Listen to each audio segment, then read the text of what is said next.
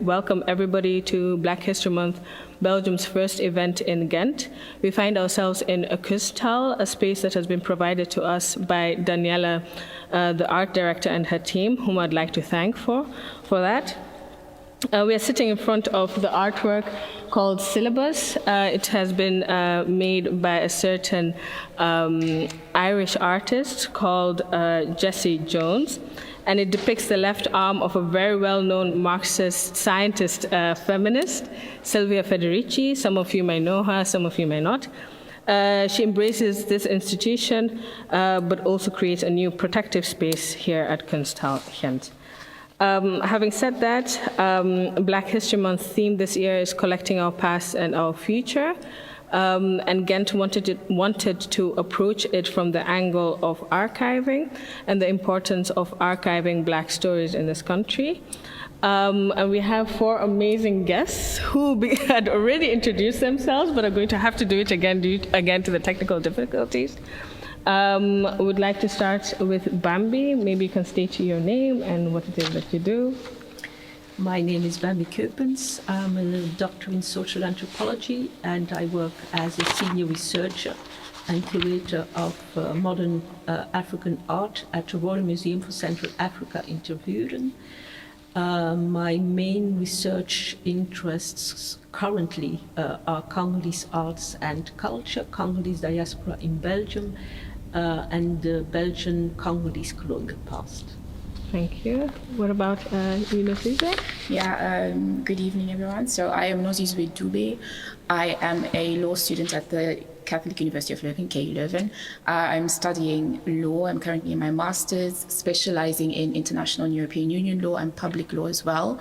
Also, actually, currently writing my thesis on the restitution of plundered colonial artifacts. But alongside that, I am also the coordinator of a student-led initiative called Undivided for KU Leuven, and we basically work on topics such as the decolonization of curricula or broader academia, but also about intersectionality within the topics of gender and LGBTQ+ students. Thank you. And Badouin? Hello, I'm Boudamina Sibou. I'm from the University of Antwerp, where I'm doing my PhD in development studies, actually, on the resurgence of customary authority in northern eastern Congo. In the past, I studied also here in Ghent at Ghent University, African Languages and Cultures. Thank you. And Sibo? Hi, I am Sibo Kanobana. I'm currently a PhD student here at Ghent University in sociolinguistics. I'm working on race, securitization, employment, and language. But I'm also, in my free time, I'm very much invested in everything that's linked to culture. I'm also writing pieces for Recto Verso, in which I also center the Black experience in Europe, more specifically. And about 10 years ago, I also co-authored a book on hidden stories of colonialism, like the story of the mixed-race children, which is also a subject that I'm very much interested in and that I try to push to the fore. That's about it. More or less who you are. Thank you all for being present here today. Let's jump right into it. In your opinion, we're not trying to reinvent the wheel over here, but in your opinion, what is archiving? Archiving is basically putting together a collection, as it were, of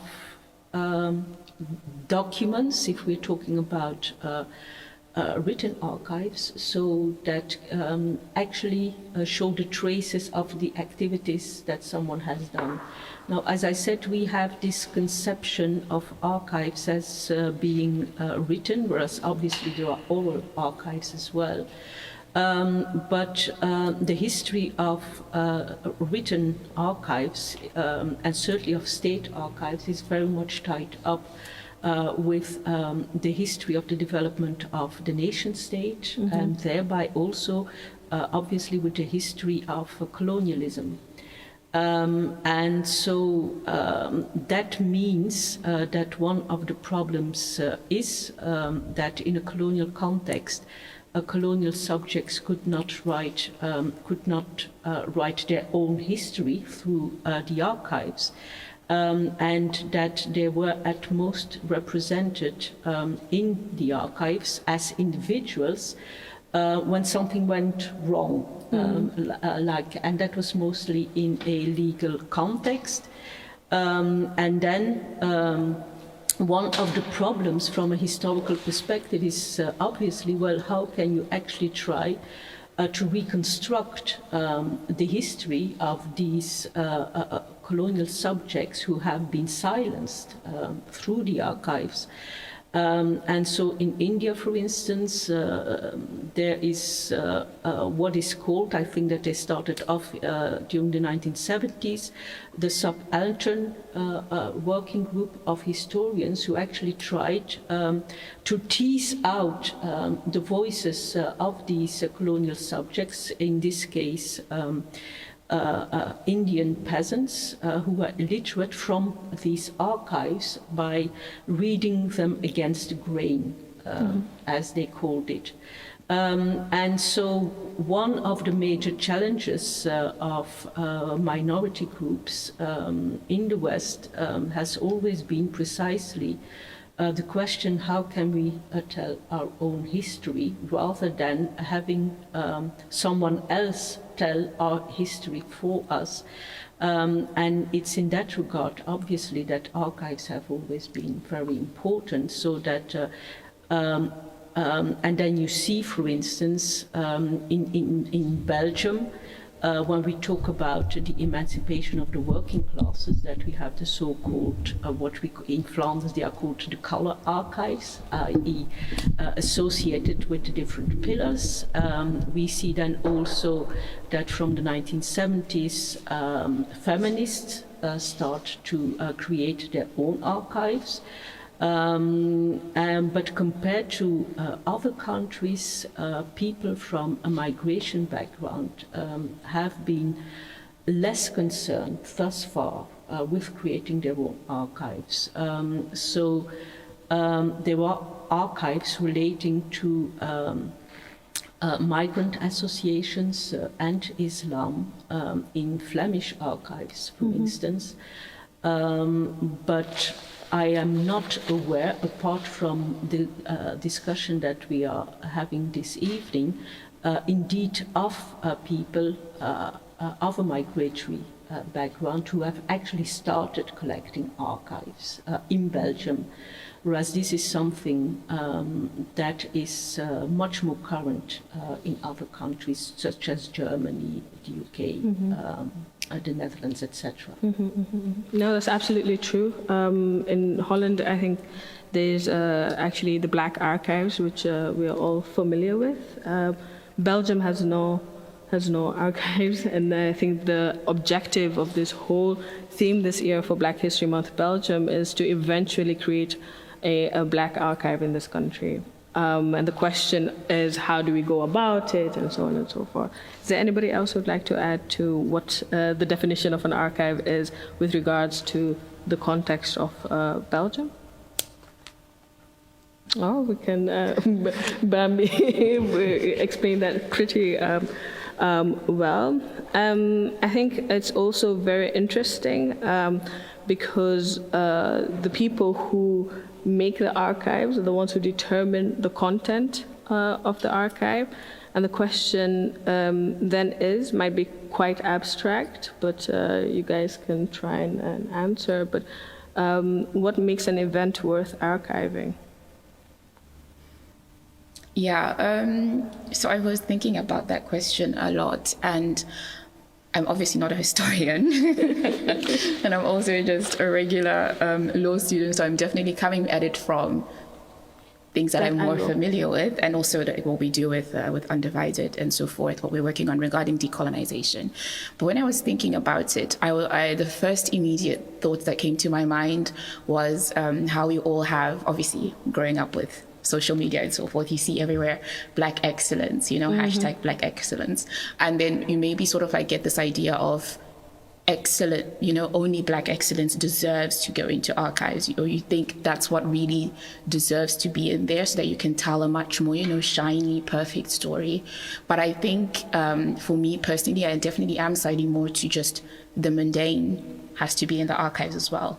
Black people resting has to be archived as well, because in and of itself, just us existing is also just an act of resistance, because our existence is just perceived as a threat in that way. So for me personally, I definitely do side more towards the mundane, the everyday things. They deserve archiving. We don't have to be, super people, and because when we look at it from a white people perspective, that is archived. The mundane, it's also archived. So I think we also definitely should be given that that possibility as well. But I was also definitely thinking about it. Just looking at how archiving is also something very political at the end of the day as well. Yeah. Just like how I also follow, I'm going to refer to a lot of social media things, but I do follow a lot of academics on Twitter, and that's how I sort of like get a lot of these ideas, because I'm not going to get them from my professors in my university. It's a very Eurocentric way of thinking, so I have to sort of like branch out. But I was thinking about how, for example, archiving is political because there's this Twitter page that I follow, and it's called Cite Black Women. So basically their whole thing is citation is political, and who you choose to cite, especially like for now when I'm writing my thesis, I'm also very cautious about that. Like, who am I citing? Who am I putting in my citations? Who am I referring to? Who is the ground, who is the foundation of the arguments that I'm making? Because that makes such a big difference. And you also do see that in academia. That happens a lot when you have theories that maybe came from Black people, but then it's just so much more easier if you're going on databases. Even, at the university, the first results that come up are then when white people have written on the backs of Black people, and then that comes up first, and then you keep on citing the white people, but then you're also at the same time sort of like forgetting the Black people who are at the foundations of these things. And I think it's also the same thing with archiving, and that then also means, who are we putting in the center? Are we putting Black women in the center enough? Are we putting Black LGBTQ plus people in the center enough? And not just Black women, but also further than that, like dark-skinned Black women, because you understand how colorism works. Plays a role, yeah. So it's all of these different levels to everything. So in that sense, I feel like the mundane has to be archived, but at the same time, we also have to be very conscious of the choices of who we're putting in the center at the same time as well. Absolutely. No, I completely agree with you. And I think it ties really well with the question of the role that institutions play in this country. What role do they have with regards to archiving or telling the stories of Black people? And to what extent can that be validated or justified? To what extent is it correct? Is it even correct? Is that the right question to ask? So basically, what is the role that you feel the institutions in this country, for instance, museums, but also universities, like you mentioned, play with regards to documenting Blackness? Well, I think, to go back to the previous question, that basically everything is worth archiving, because when you just think about your own individual personal experience, it is impossible to reconstruct a single day in your life. So if in 200 or 300 or 5,000 years, someone, well, a lot of people will try to reconstruct indeed the lives of Black people living in Belgium during the 21st century, obviously, no matter how many archives there will be, they will still not allow us to actually reconstruct the daily lives of all the people concerned. So that's why I think it's important that there are as many individuals, associations, institutions who try to do that. Because that's what we see for mainstream society as well. There are the state's archives, there are the municipal archives, there are the religious archives, there are the university archives. Every association basically has its proper archives, and so on and so forth. That's a mass of information. And then we're not even talking about a collection of objects. And so ideally, we should have both the archives and the collections that can be put in museums, that can be studied, and so on and so forth. So as I said, I think it's important that as many institutions, associations, individuals take up that work. In the museum, I am responsible for the gallery that deals with the history of the African presence in Belgium. The museum itself, which started as a colonial institution, most of the documentation that we have pertaining to the African presence dates from the colonial past, so we have practically nothing about the post-colonial period. So that is something that we want to work on, but obviously we can only do that in close collaboration with individuals of African descent. And that is not obvious for obvious reasons, i.e. that the museum is a very problematic institution.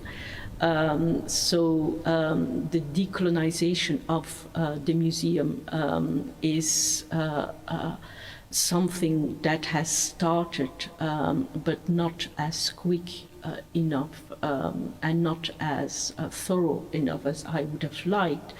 But what I have started, for instance, already, and this is something that I can do without ruffling any feathers of people of African descent, that is to set up a collection of books that have been published by individuals of African descent in Belgium. And there are a lot more than you would probably anticipate, but obviously, these are not the kind of books that are reprinted easily. So there was usually very small editions, and then they are in bookshops for perhaps a couple of months, and then they disappear from the market. And so it's very important that you buy them when they're actually on sale, because if you miss your opportunity, you will probably never find it back again. And so the first book that was published on the African presence in Belgium was in 1989, if I'm not mistaken, by Zana Itambala. And that is now impossible to find. Okay. So I have my personal copy, but I have been unable to find a copy that we can put in the museum as part of the archives. Right, yeah. And so in a way you advocate for a close collaboration between institutions and the African diaspora here in Belgium to work together to come to some type of consensus with regards to archiving blackness, as it were. But my question is it then possible to divorce the history of an institution from, I think it's a very touchy subject and difficult to maybe answer, but to what extent can we divorce an institution from its history? Yeah, if I can react to that, I don't think it's a good idea to divorce anything from its history. It's very important to acknowledge that history, and I think all institutions, whether it's museums or schools or archives, or the way that we understand them today, it's generally rooted or grounded in the colonial past, because that's what our recent past is about, and that's where all these institutions have been consolidated. So I think we have to confront this at first, but at the same time, and I think that's also, I mean, what Bambi is pointing out, I mean, you have these institutions and they have their own way of working, whether you are at university or in a museum. I mean, all these institutions, in a sense, are white. I mean, I'm not going to define the whitest, but I mean, they have a certain logic in which that if you want to bring things, you have to disrupt things. You have to be disobedient in a way. You have to do things. I mean, you want to introduce things differently. So that leads to conflict or to tensions at least. That's part of it. So I think it's a very tough job. I don't have to. I'm looking at you because I know that you've been, at the frontier, because you're like a bit in the lion's den, and trying to change things from within. I think it's not either or. It's both at the same time. But there is this trap, I think, that we may reproduce what we are criticizing, because that's what our framework is. And if we want to be acknowledged in this society and be respected, we have to do it a certain way. And that means, in a way, putting things in a box.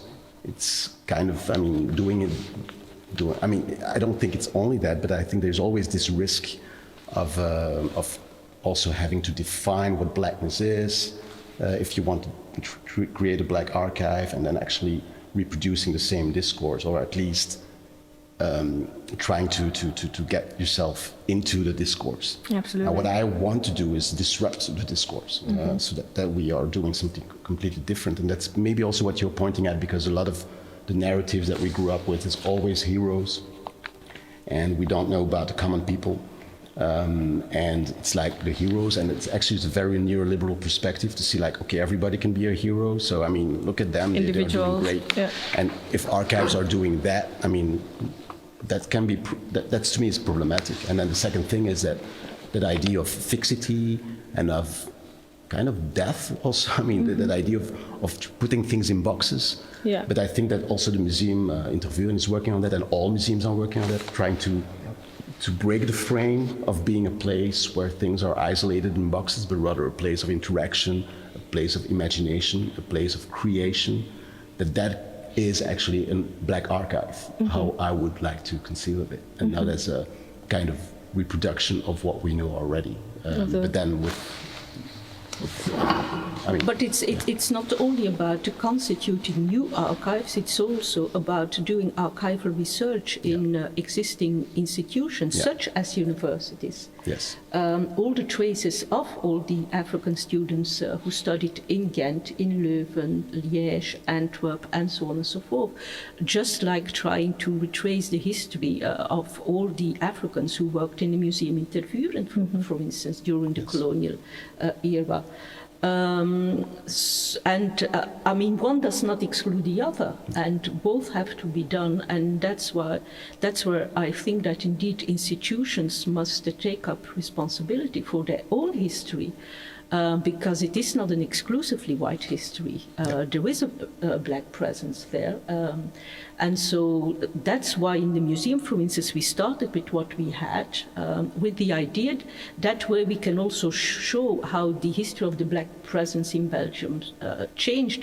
It started with people in the 19th century who were brought over to perform in human zoos, or small children who were brought over to be educated here, or servants, and so on and so forth. And then you see how gradually over time, then come the students, then come the athletes, the footballers, and so on and so forth. And it's only from the noughties onwards that we can really talk about immigration in the sense of people who come to Belgium with the purpose to settle here. And so I think that is one of the responsibilities that we have, to show how the profile of people who come from Africa to Belgium over time changes.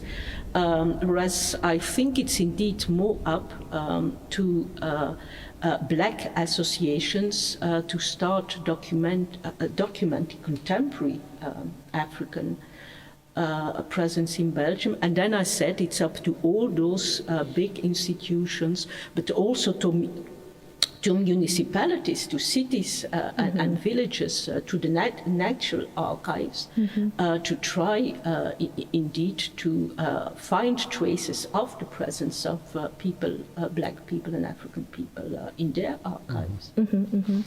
And I think for me, what we are hearing as, and also in the framework of Black History Month, we are talking about telling the stories of black people and blackness in general.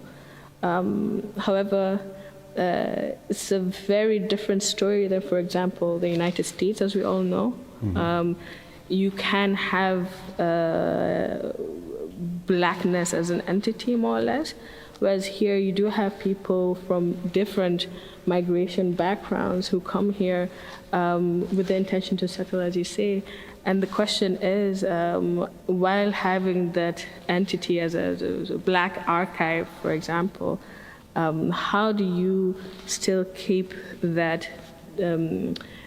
difference within the Black community that, and not, like you say, reproduce problematic discourse. Maybe, Badou?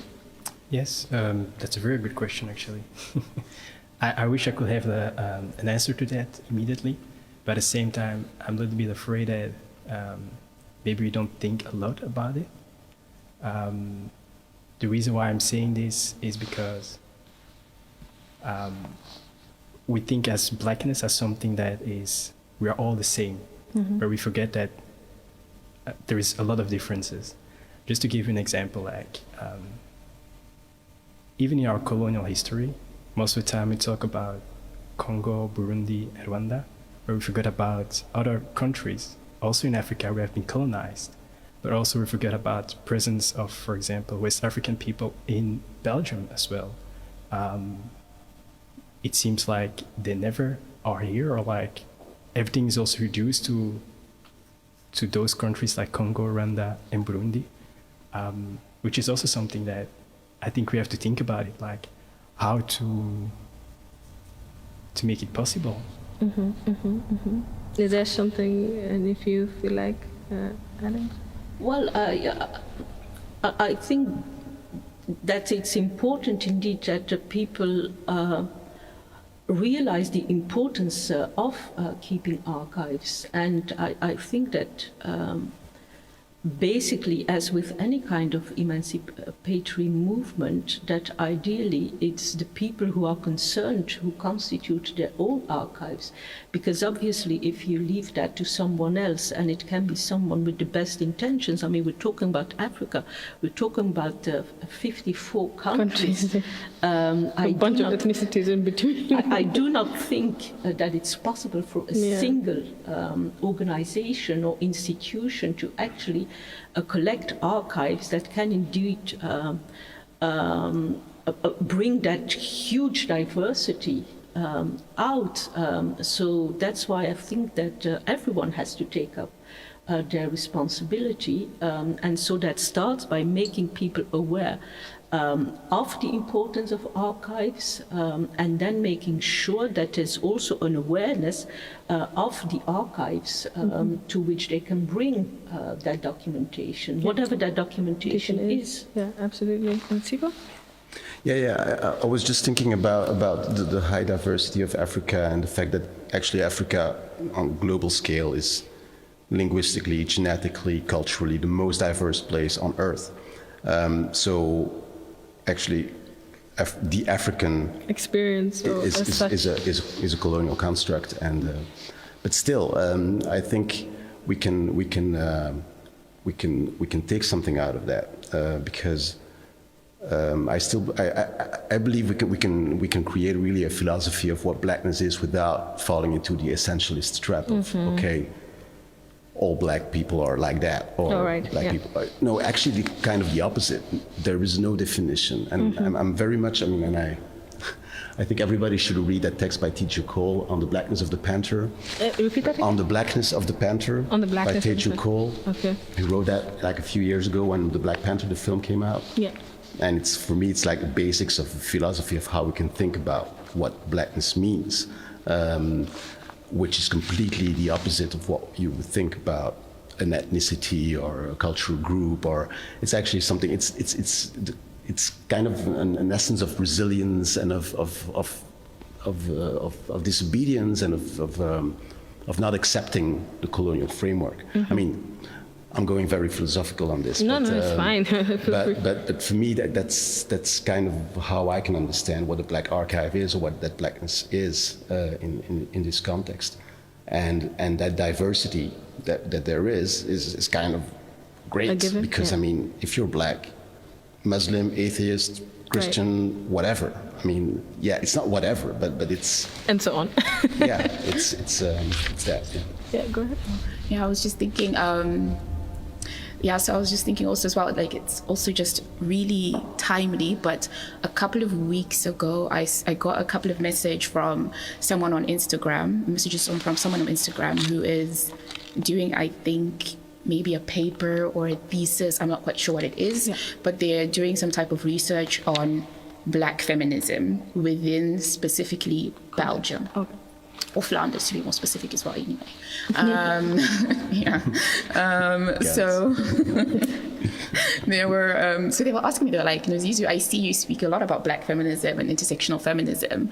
So I was wondering, like, where did you learn all about that, but specifically with regards to Belgium and Flanders, again, to be more specific. And then I actually thought about it, and I was like, my Black feminism or my intersectional feminism is really informed by, I was born and grew up in Zimbabwe up until I was 14, so Zimbabwean women and the texts that I read from them, from Black women in the United States of America and Black women in the UK. Those are like the texts that really, really have, for the most part, for me when it comes to that aspect of it. So when you're talking about your question about, the vastness and the diversity that is within, that Black experience, as in looking at that continent with 54 countries. But then I'm also thinking, yeah, but it's also really about how, the 8th of March, literally 2 days from now, women, that's also the question of, like, it's also very important for a lot of young Black women in Belgium to sort of like be able to look at something and say, this is the history of the Black women who came before me in Belgium, and I can stand on their shoulders today. But we don't know that. No. It's out there. We just don't know it yet. And it's very frustrating to a certain extent for a lot of, young Black women who are sort of like trying to get on their feet and trying to sort of like find some foundations that they can use for their specific context. But then at the same time, I'm also looking at it like, I was just also thinking as well about how I was sort of like trying to tie to the question of, institutions or Black people themselves who should try to do this thing, like, and I think definitely it should be a thing of like both. But at the same time, I might say though, well, yeah, maybe my answer will be very much colored by my experience that I'm having now within KU11. Yeah. But it's just, as you were saying as well, so you were like the whole thing of, you're very much a disruptor just by you being there. You're very much a disruptor. So, for example, I was literally in the law library a couple of days ago. I was walking because I'm looking for some books, and there are a lot of portraits in the law library at my university. A lot of portraits of all the professors who've been at the KU11. Obviously, all white men and white women here and there. Yeah. And then you sort of like, each person has like their name underneath and the field of law they were specializing in. Right. And I just don't know why, but I just looked at this one specific portrait and I read the name and I read the specialization they did. And it's this man, and his name was Pierre Ekmans, and he basically specialized in koloniaalrecht, so colonial law, basically. Yikes. So I'm walking in this library, and I'm trying to find books, ironically enough, to write about... General of Belgian Congo. Yes, yeah, and I'm trying to find books, ironically enough, about the restitution of plundered colonial art, and I'm walking outside and I see his portrait, and I'm thinking as well, like, that's also just violent in itself. And so in a sense you also have this violence that institutions can also inflict upon people, and doesn't have to be like, you're physically Physical dying, violence, but there definitely is this violence that comes from institutions as well, which also makes, I guess, the archiving process just a lot harder if you're really going to be working within those constructs of like an institution that was also just really just built on excluding people like you out of it in the first place. And I always say as well, like, even my own university, it literally thrives on burning Black people's experiences and Black people in the university for the comfort of white students and white professors.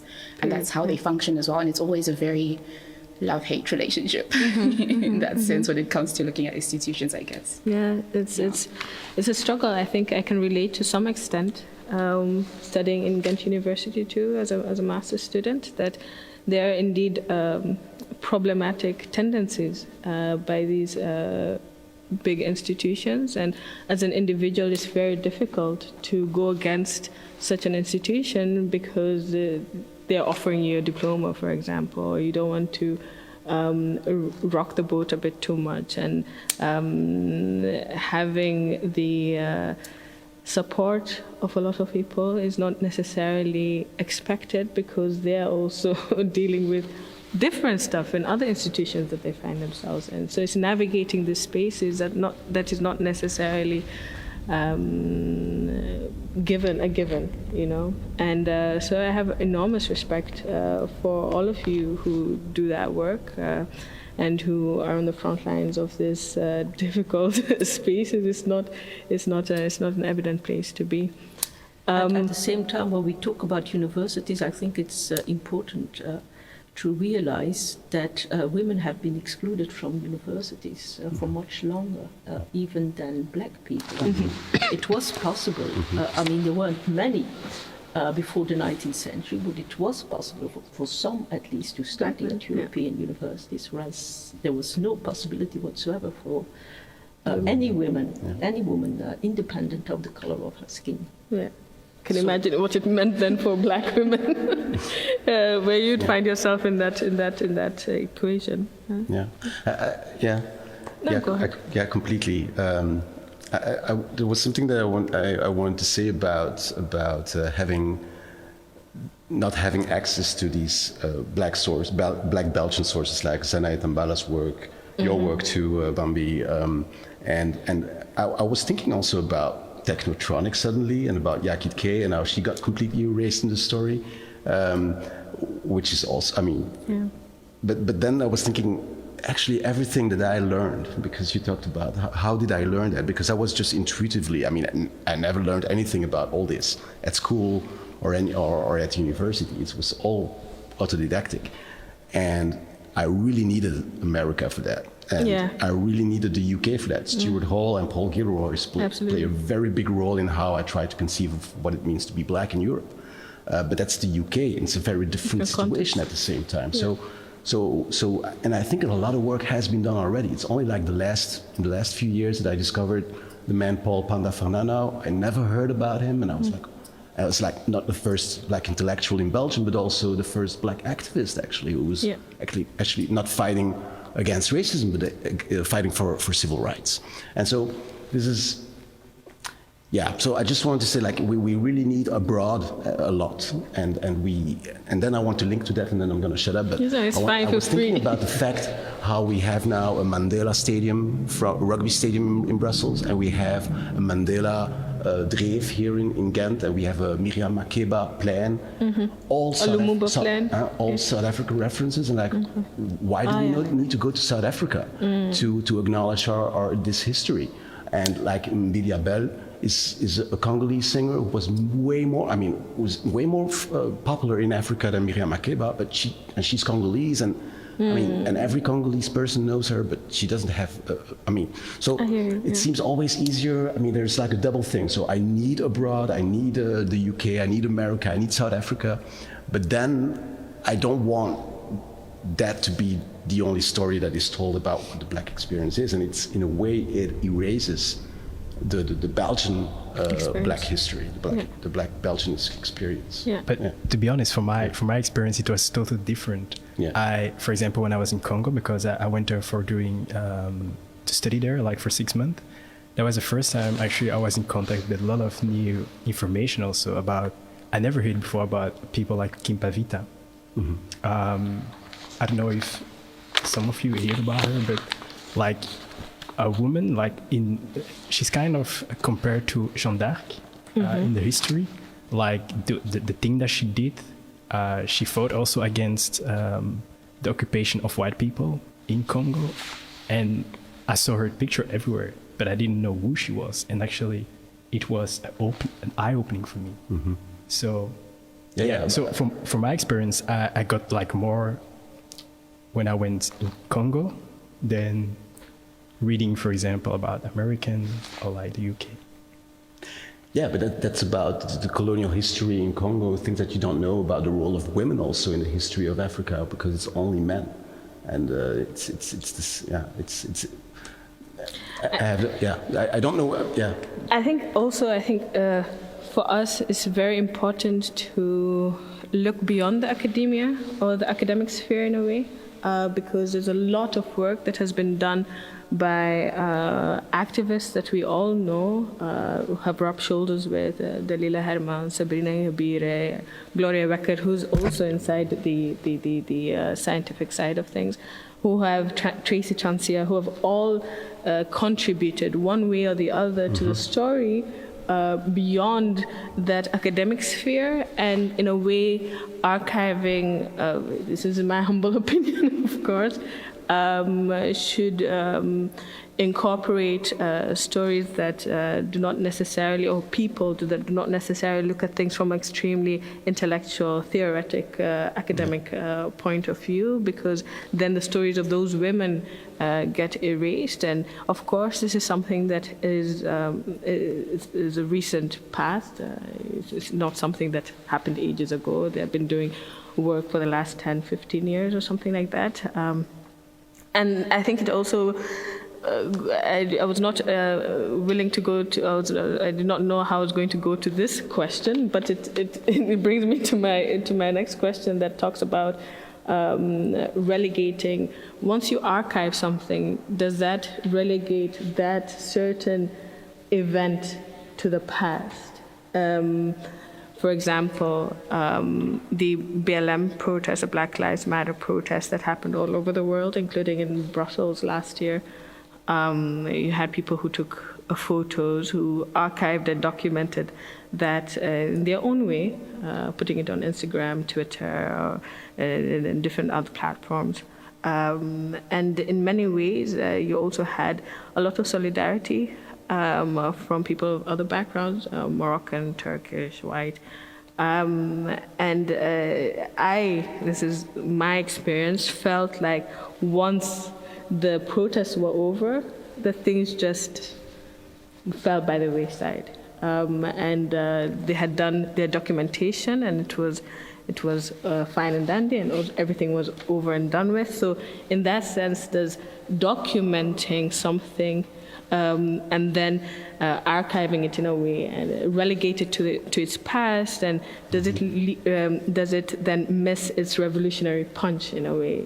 I don't know if you understand more or less what it is that I'm trying to say and where it is that I'm trying to go. I'll go to Nosizwe maybe first. No. Think about that. You're still trying to digest, Ivo?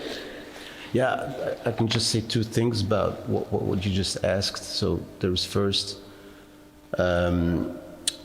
relegating to the past. Yeah, I think it depends how you archive and what you do with the archive. I don't think it has to necessarily be that. I think it's interesting to look at social media and what it has done in the last decade, because social media is also a way of archiving. Putting a hashtag somewhere is a way of archiving. We all use Instagram as some kind of archiving instrument. Absolutely. Archiving of ourselves. Well, I'm not on social media anymore, but anyway, because that's also the pitfall, because social media makes everything. It's great. It did great things. It made things possible, and I think it's most valuable in community building, much more than in trying to change really things, but in trying to create communities. And what happens with these protests, for instance, I think it's a very easy tool to quickly organize and to do something. But then to make it sustainable and to consolidate what happens, that's not what social media is good for. So we still are working on this. So there's that risk that then afterwards it was just an event. Evaporates. Yeah. It evaporates because it's not really grounded in in years of trying to have conversations, real life conversations with people, trying to get along, to understand what our common interests are and what we want to know. All this process doesn't happen. I'm thinking about the civil rights movement in the States. There's a lot of legwork. Like 60 years ago. How that got created was work of a long time. Of a lot of conversations. People went to faraway places to have conversations and to create what has become the civil rights movement. And that's not really what we can do with social media. But then again, it's not either or. Yeah. I think that we have just to be aware of that pitfall of what social media is. Absolutely. Well, as someone who does research on Congolese in Belgium, I must say that the social media is my first source of information. Okay. Because I will not find that information by reading the mainstream press or watching television or listening to the radio. There is a difference between documenting and archiving, and archiving is just like putting objects in a museum. It freezes something, so Absolutely, yeah. it ceases to be alive, as it were. And so in order to keep it alive, you have to confront it constantly. With people, so it's not enough indeed to take pictures of Black Lives Matter and so on and so forth. If you want to keep the memory alive, then you have to do something with those pictures. So then you have to. For example? You have, for instance, to get people together and talk about their experiences, so that you can also see how even within a single manifestation, people have different experiences, different expressions, and so on and so forth. You have to identify as many people as possible who are on those pictures. So it's an ongoing process, and that's something that you have to work on. So it's not enough to.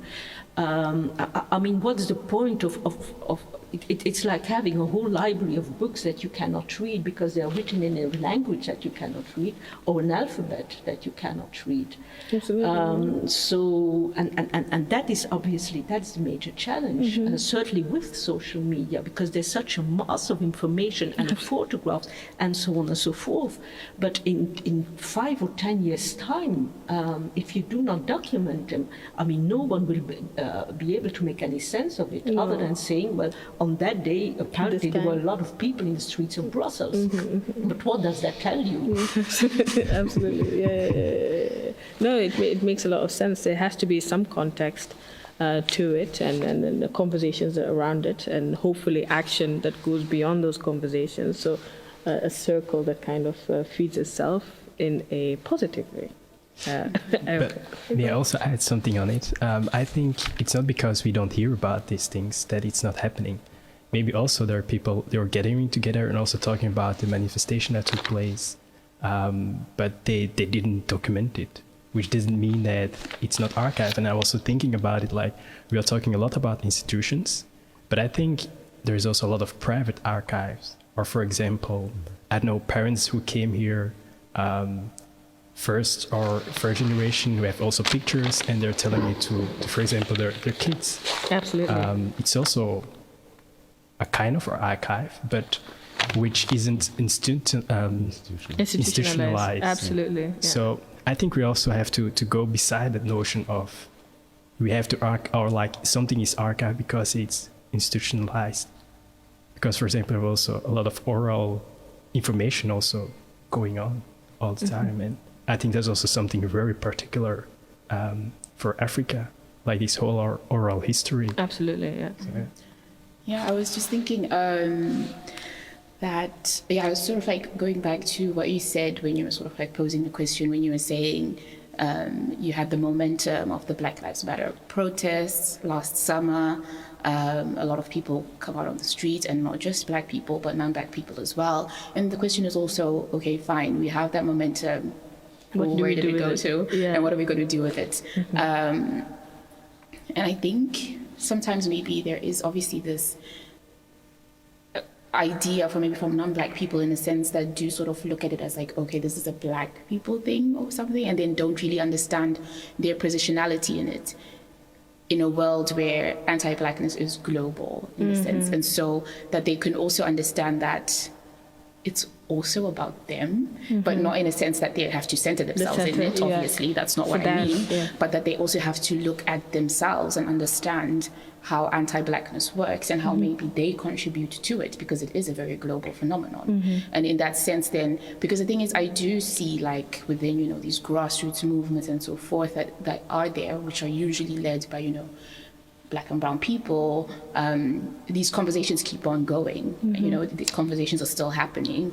And these conversations are also the ones that feed institutions and so forth, because looking at something, as you were saying as well, like if you look at activists, grassroots activists and so forth, I mean, I don't think we will be speaking about decolonization within institutions and academia without activists. They brought that discussion there in the first place. At the end of the day, obviously I'm not quite happy with it, because then when it comes into academia, then it becomes something that's too totally detached from them. Yeah. And then, that's a whole other discussion that you can have on another day, obviously. But just to sense that, there is that back and forth that happens. Sometimes it just takes a longer time, because decolonization discussions from activist circles date back Ages, decades, and they're only now starting to find their way into these institutions. So in a sense, I feel like with the grassroots activists and these movements and circles of Black people, I feel like these discussions happen all the time, and the momentum is kept there. But I feel like the question about the momentum and what you do with it is more or less, for me, a question towards non-Black people. And like, how are you going to do that without centering yourself? Absolutely. At the end of the day. I want to come back to what you said about oral culture, and I mean, you could say in a sense it's specific for people of African descent, but in another sense it is not. I mean, like, think of associations. Most associations tended indeed to archive all the documentation, but obviously we're talking at a time where people communicated by letters. So now the problem is there are much less associations, formal associations, so like activists, for instance. I mean, they work more along networks than in associations, and they communicate mainly via social media or via their mobile phone. How do you archive that? People don't. I mean, what we used to read on paper now passes via text messages. And there's practically no one who even thinks of keeping their text messages.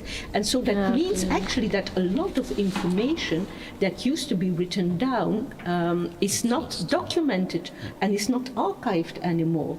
And so that indeed that means that in 100 or 200 years' time, I mean, historians will have a very different challenge of actually trying to reconstruct what happens in our current day and age. And so I think that there is indeed now much more, I mean, that it's something that we all share, the extent to which that there is much more oral communication now via phone, for instance, than used to be the case previously. And so that has a bearing on the constitution of archives. Absolutely. We also have a question. Go ahead. Just want to add, like, the success of podcasts right now. Right, I mean, the fact that we have all these fancy ways of having access to, and everybody I mean, not everybody, but a lot of people really would just want to listen to the radio, basically, and listen to conversations.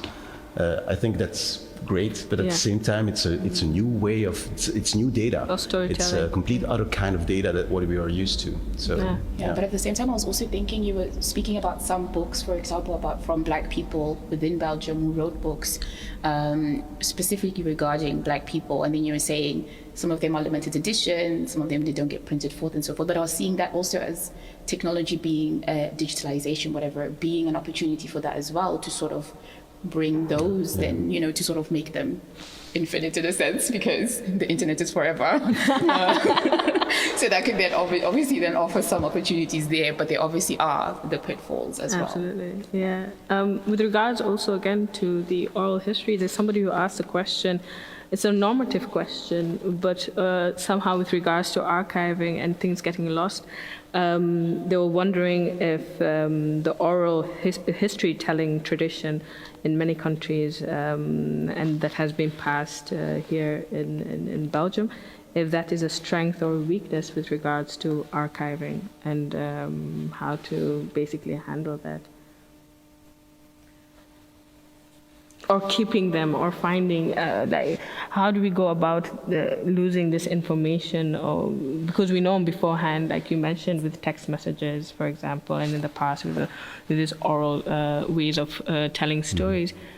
How do we go about not losing? We will lose stuff, and we know it on beforehand. But how do we go about not losing that much? Well, as I said, I think it's a matter of encouraging people in in various different ways to draw their attention to that. And so I think that can be done on very different levels. And that indeed is the advantage of technology, that like children can record the stories that their parents or their grandparents tell. They can do it from their own personal interest. They can do it in the context of a school project. And so we can all do that. We can all sit down with people who have a certain age, whom we know, and ask them about their experiences coming to Belgium, or the first generation, second generation, and so on and so forth. We can record them speaking in a language that we may not understand. We can record them singing songs. We can record them dancing, and so on and so forth. So there's an awful lot indeed that we can do, and that is. And that's why, as I said, we, as many people and associations and institutions as possible should be involved, because, again, there's not a single institution that can do that. I mean, you cannot gate crash a wedding or a funeral.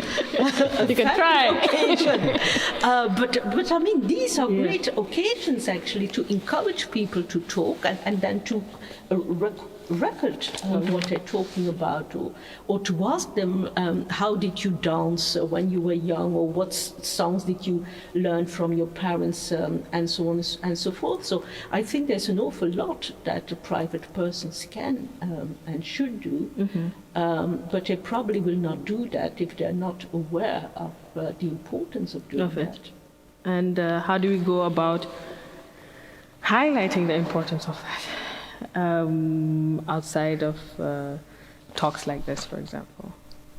Well, yeah, I'd like to tell a story, and it's also connected to the idea of oral archives, and I think how they can also kind of challenge the way that we think about archives, maybe as some kind of building full of books, and that we really want to see it as a place also of interaction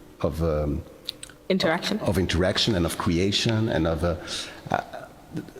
I really like reggae music, and I've been very much inspired by the Caribbean and what is going on over there, and I see the Caribbean somehow as the center of the world. But anyway, and certainly of the capitalist world. And in reggae music, I discovered the concept of Nyabingi. That's how they pronounce it, and the Rastafarians call it Nyabingi. And by searching where it comes from, there was links to Ethiopia and stuff like that. And I started to talk about it with my father. And my father is from the area between Kivu and in eastern Congo and Rwanda, in the area around Bukavu. And I asked, and I talked about Nyabingi, and he said, like, who? Where do you get that from? And I'm like, oh yeah, in reggae music, and there's a song by Bob Marley that teams about, and it's some kind of ritual in the Rastafarians that they have, and it's about struggle and about resistance against colonialism and stuff like that. And it's like, Nyabingi, how he pronounced it, was a cult in Rwanda, in Burundi, in Uganda, in Eastern Congo, of women. And it was a very powerful cult in the 19th century that, pre-Christian, that defied the colonial order. So it was women who were organized, and who organized actually revolts against the colonial Britain and Belgium and Germany. Germany was at the time there. Yeah. And the thing is that they were so scared. I mean, the thing is that the Nyabingi goes from, if you kill someone, it keeps on going. Okay. And there was the last woman who was possessed, I would say, because they call them witches, but I don't think they were witches. Yeah. She was possessed. That was Muhu Musa, and they put her in jail, and they didn't kill her in Kampala because they knew if they would kill her, the revolt will start over. So after killing several women, they stopped killing them. They put her in a jail, and she died in jail. I mean, they didn't talk about her anymore, and we forgot about that person. But anyway, my father didn't tell me all this story, but he told me about these cults, about women, and about the position of women and their power positions in pre-colonial society, and that when he grew up, it was a taboo. Nobody could even express that word. It was completely forbidden to even say Naring. It was only old people who defied the priests and stuff like that who mentioned that. But otherwise, I mean, he as a kid growing up in colonial Congo wasn't allowed to express that word. So when I said that, it was like, what do you have? I mean, this is weird. So I was thinking about how It's come full circle. How reggae music from the Caribbean, in kind of a way, brought me a history from where my father comes from, about women fighting against colonialism, something that nobody knows anything about. And that's how, I mean, in a way I found that that's my archive. And it's not in a book that I found that. It's not in a building. It's not institutionalized. But it's I think, valuable for all of us. I mean, Absolutely. whether you're black or white. So. Yeah. And I think, giving your example, that also archiving is showing how to build an identity. Yeah. Like it gives also like people the possibility actually like to know more about themselves, to know more about the past, but also to know more about how to navigate today. Absolutely. I think I have a similar story, but also not so similar. Again, with the protests last summer, they started in Minnesota, and there you have a huge Somali community present, and I'm of Somali descent, of course, and and there were Somali women who reminded me of my mom, who were carrying George Floyd posters and saying that Black lives did matter, and at the same time, there is, not to shit on my community, but there's a huge patriarchal presence in the Somali community, and there are a lot of people who would talk about telling them that this is not your story and it should not be here, and so on and so forth. And I came across a photo of Somali women in the 70s who were in Somalia, who came to protest to get Angela Davis out of prison. And I only knew that because of the photo that I had seen that was passing all around Twitter, saying that they have been at the front lines of this, and they've been doing it, and they're always going to, not always, but in most cases or most often stand on the right side of history. And that this is a continuation as opposed to something that is new. And I did not know about that story. I only knew about it when it came into dialogue, in a way, with the Black Lives Matter story last summer. Otherwise, I would have never come across the photo. I'd have never known about it. So in that way, I think that's also like my personal archive, and in a way, it's also building identity, like you said. Also, interestingly, something that's a bit detached from it, but still has something to do with it, is recently, 2 days ago actually, my sister and I, Philson, who has been working relentlessly to get this event done, she and I were thinking of the questions, and my mom was sitting with us. And she kept asking us, why are we always talking about Black people who are hurt and in pain? And it kind of struck a chord, because in many cases it's not really our fault, but the pain of Black people is mostly centered than joy, and that's why Black joy is radical and beautiful, and it should be told often. And I just remembered that because of the story that I was telling with regards to Somali women, and the continuity with regards to protesting kind of reminded me of the story that you were saying. I have a question, and I think this would be our closing question.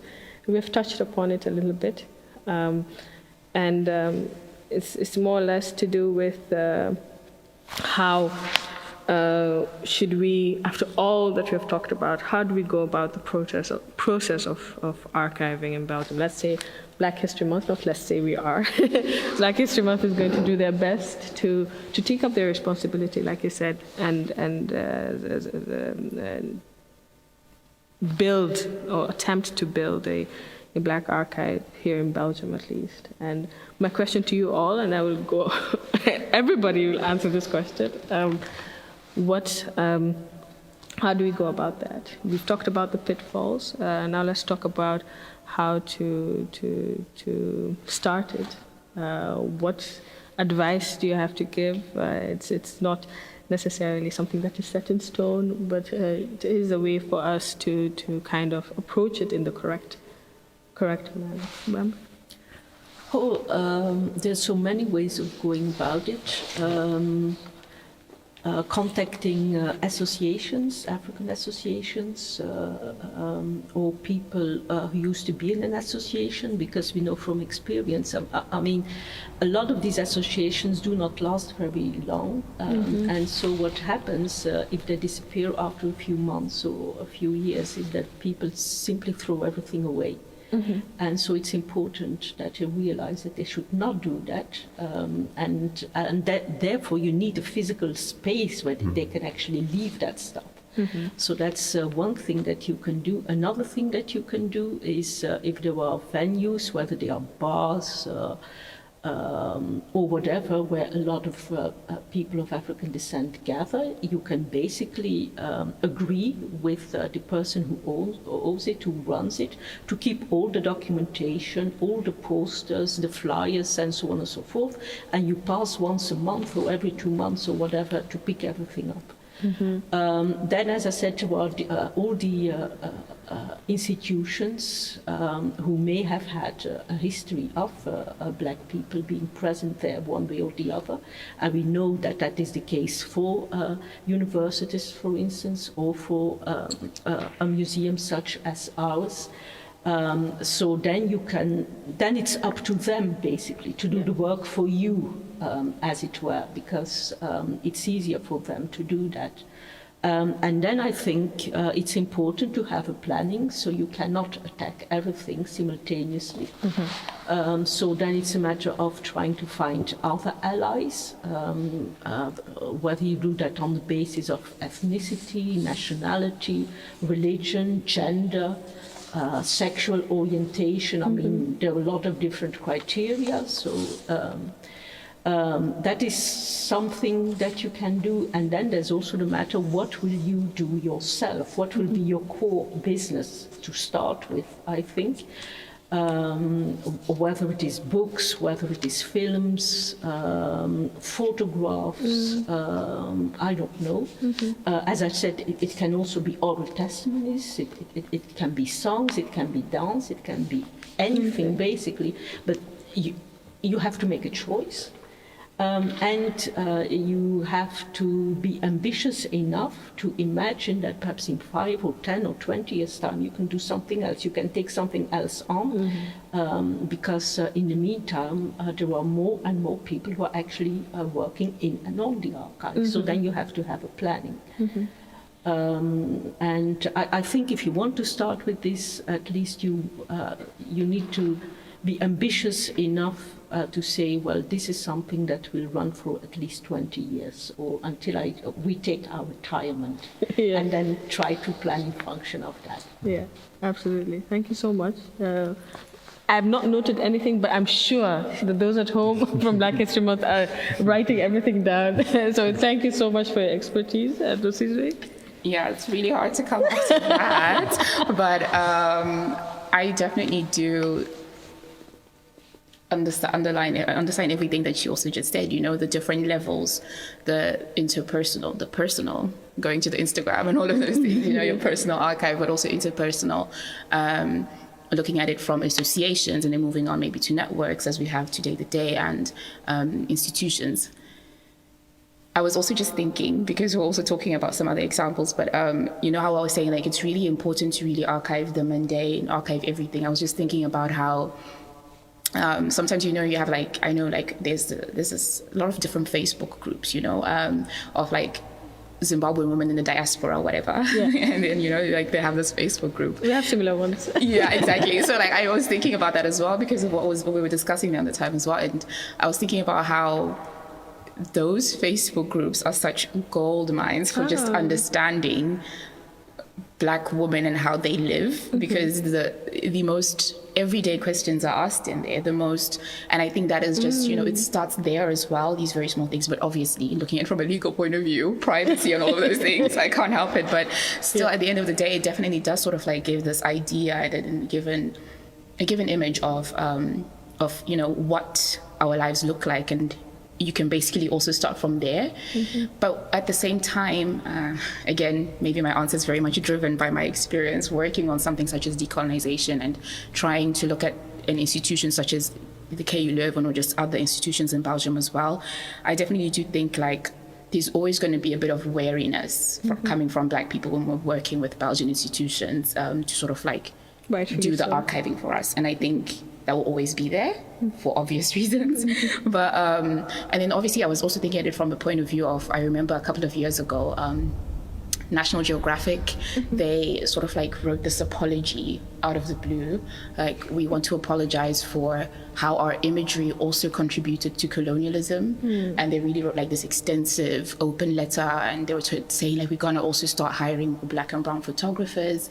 And we're gonna start really thinking about what our role in this entire story was. And that's also sort of like this example of how you definitely also have, how institutions have to look at themselves and see there's a difference, that there's always going to be a different point of view that an institution will take to archiving than what, if it's a white institution, than what a Black people would choose to archive. I think there's always going to be that political choice there, and it's never really neutral. So in that sense, it's also definitely also is something to be very careful about, and understanding that if an institution does something, it's not the whole story. There's a lot more surrounding it. But I just wanted to end with this poem that I saw from, I read a lot of poems. Naira Waheed. Me too.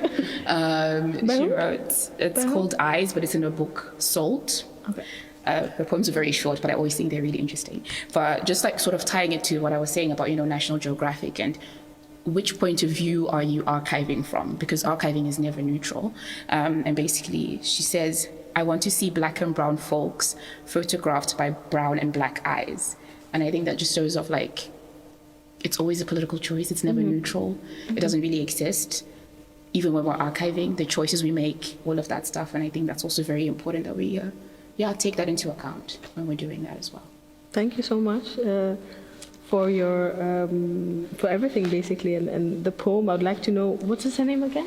Naira Waheed. Naira Waheed. I think I know her. Yeah, she's pretty famous. She's pretty famous. Okay, her name rings a bell. Oh yeah. Bodewed, what about you? Yes, I think a lot of things have been said before. Yeah, that's a problem of coming towards the end, right? Yeah.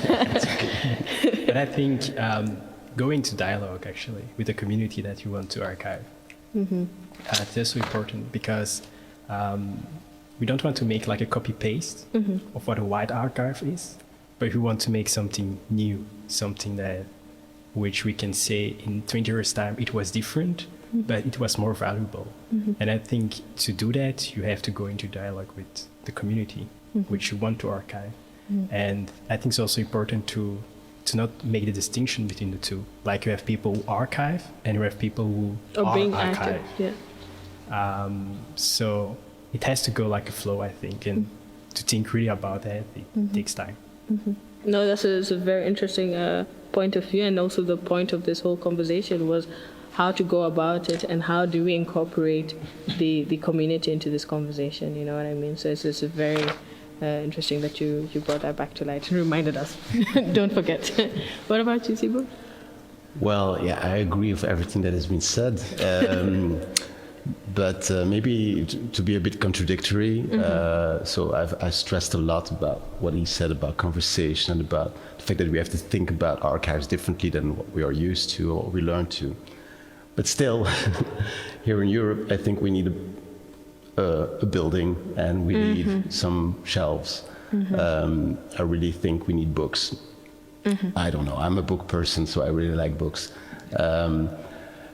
but not only that. So it's just I really want to see a place that is constantly self-aware, constantly trying to be aware of its own blind spots and questioning its mission and what it's doing. I think if you have that humility and that self-reflection as a core of what you are, then I think nothing, I mean, yeah, things can go wrong, but then might be on a good track. And then one last thing is money.